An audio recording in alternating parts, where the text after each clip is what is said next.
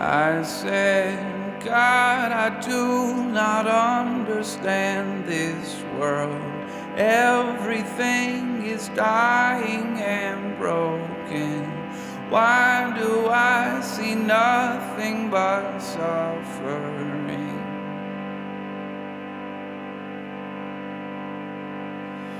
God, I'm asking, could this be your plan?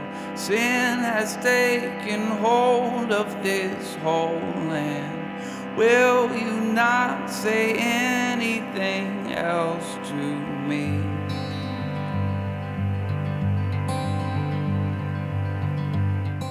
Job, chapter 2, verses 1 to 7. On another day, the angels came to present themselves before the Lord, and Satan also came with them to present himself before him. And the Lord said to Satan, "Where have you come from?" Satan answered the Lord, "From roaming through the earth and going to and fro in it." Then the Lord said to Satan, "Have you considered my servant Job? There is no one on earth like him. He is blameless and upright, a man who fears God and shuns evil.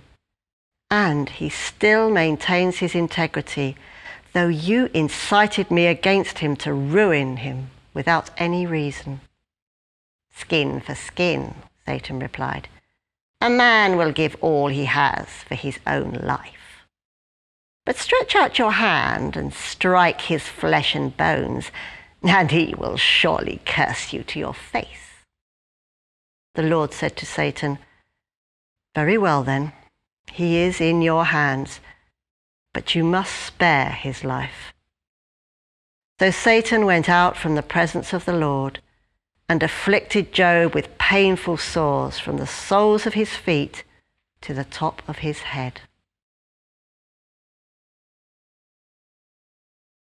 Hello and welcome to day 2 in a series looking at questions and reflections raised by the book of Job. Whether it is found in a play, a book or a film, do you have a favourite villain?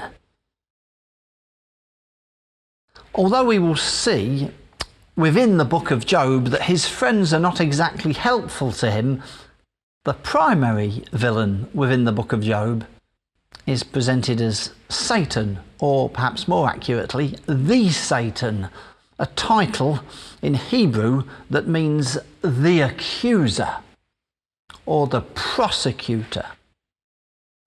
And although we are not told much about this being in the book of Job, and he is only featured in the first 2 chapters, we do get to note a few things about him.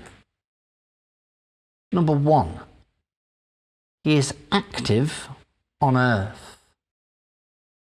When he presents himself to God in the divine court, and God asks him what he's been doing, Satan responds that he's been travelling through and observing events within our realm.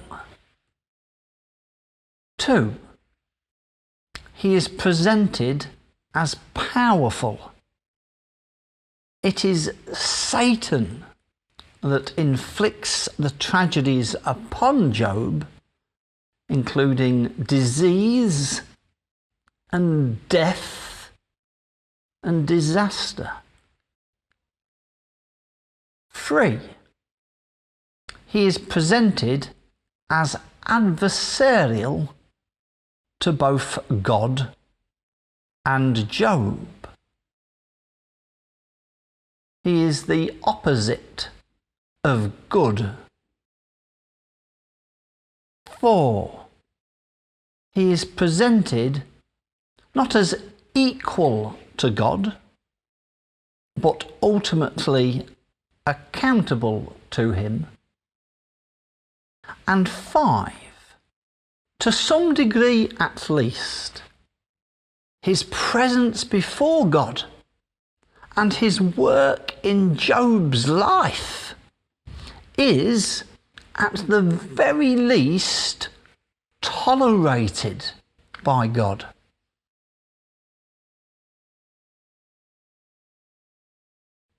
in the book of Job, evil has been done to Job, not by God, but God allows it. In the book of Job, there is an evil and supernatural entity that God could presumably have destroyed if he wished to do so, but God has allowed them to exist. And so, some questions for us to think about today. Do you believe in the existence of ultimate good and ultimate evil?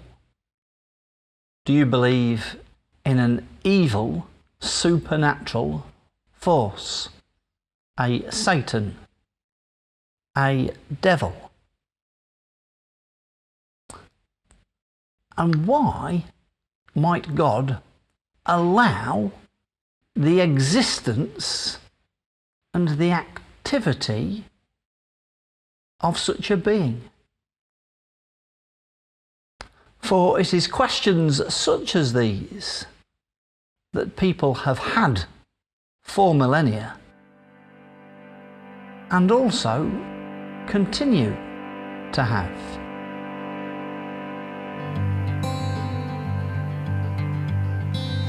He said, where were you the day that I measured, sunk the base and stretched the line over all the earth and carved out its cornerstone?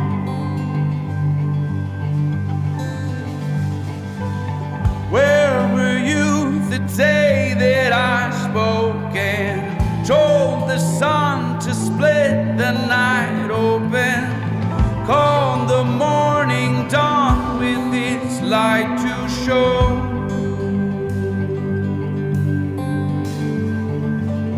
Who shut in the ocean with stone doors, marked the reach of tides on those new shores, on the day the waves rose and first broke forth?